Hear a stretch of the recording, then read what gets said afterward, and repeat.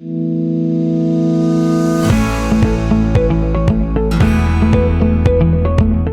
dans le podcast Le jour où elles ont dit non. Aujourd'hui, Romy Schneider.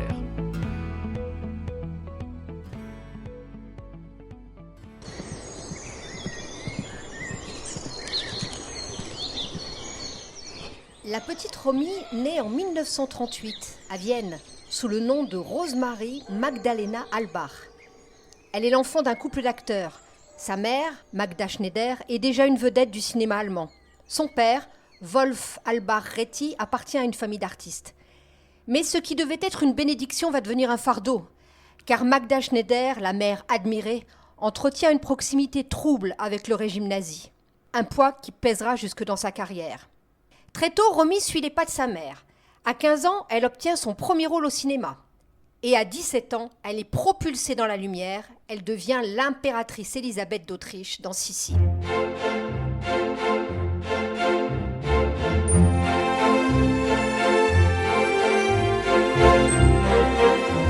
Le succès est immense, fulgurant. Le public l'adore, la presse l'encense. Le visage de Romy devient celui de l'innocence, de la grâce, de la jeune fille idéale. Le film connaît 2 suites. Le mythe Sissi se répète, s'installe, enferme. Aux yeux du monde, Romy est Sissi. Mais derrière ce triomphe se cache un piège cruel. Car Romy, elle, aspire à autre chose.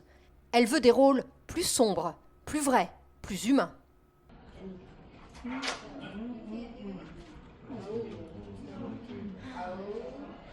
Imaginez une réunion dans un bureau viennois. Des producteurs souriants, confiants, lui tendent un contrat. Le public en redemande. Nous allons tourner un 4e Sissi. Le rôle est à toi, bien sûr. Un silence.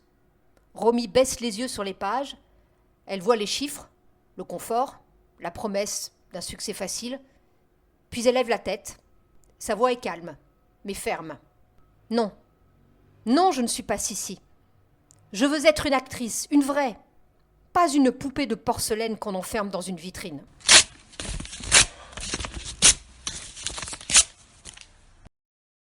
Ce nom résonne comme une gifle, un refus qui choque son entourage, qui déçoit sa mère.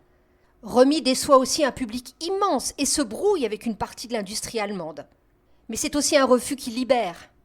Elle l'a décidé, elle quitte l'Autriche, quitte le confort, quitte la sécurité et elle part pour Paris.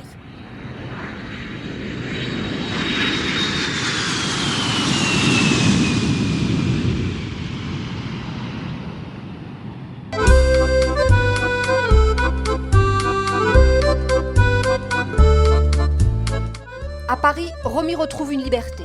C'est la rencontre avec Alain Delon, passionnée, électrique, souvent orageuse, mais aussi libératrice. Avec lui, elle entre dans le cinéma français. D'abord des films où l'on scrute encore sa beauté, comme Christine en 1958. Mais rapidement, de grands réalisateurs voient en elle plus qu'un joli visage. Puis la rencontre qui va sceller sa carrière, Claude Sautet. Avec Sautet, Romy devient l'actrice d'une génération. Il lui offre des rôles profonds, humains, vibrant. Avec Sautet, Romy Schneider devient un symbole d'une féminité moderne, complexe, et incarne les contradictions de son époque. Les cinéastes français et étrangers, Visconti, Chabrol, Costa-Gavras, Tavernier, lui offrent des rôles de chair et de vérité. La critique la salue, le public l'adore.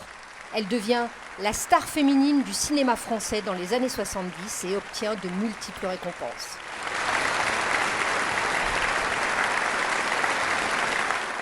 Si la France l'aime, l'Allemagne reste ambivalente. Pour beaucoup, elle reste Sissi. Mais elle ne regrettera jamais son départ. Elle dira un jour « Ma véritable patrie, c'est le cinéma français ».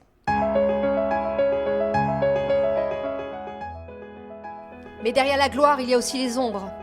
Sa vie privée reste marquée par les blessures, une relation tumultueuse avec Delon, des mariages douloureux et surtout, en 1981, la tragédie.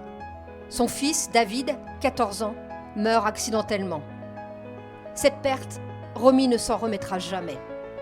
Elle sombre dans l'alcool, la douleur, la solitude.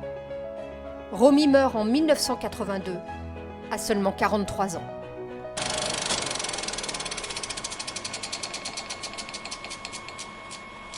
Romy Schneider, c'est l'histoire d'une femme qui a osé dire non.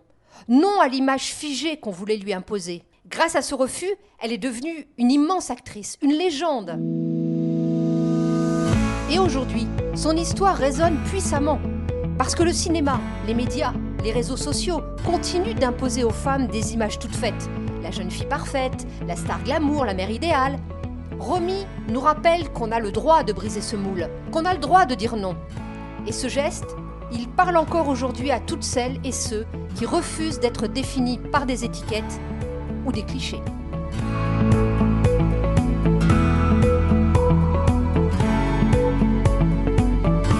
Vous écoutiez le podcast Le jour où elles ont dit non. Rendez-vous au prochain épisode pour une nouvelle histoire de courage.